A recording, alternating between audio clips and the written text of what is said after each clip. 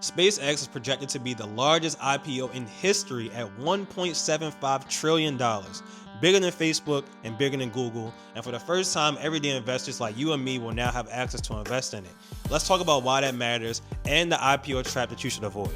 So SpaceX is essentially the Amazon of space, right? They were the first company to figure out that rockets could be reused instead of having to be built from scratch every single time.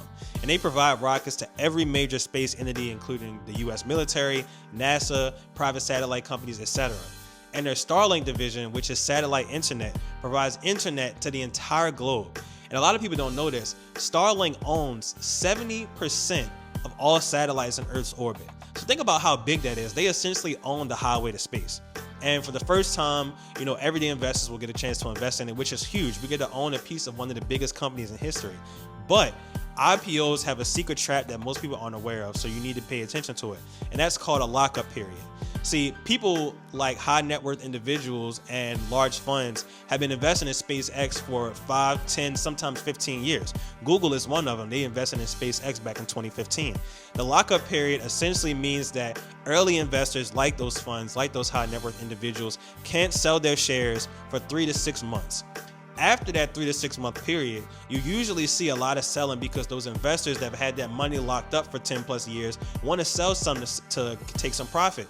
And that usually causes large companies' stocks to drop somewhere between 20 to 50%.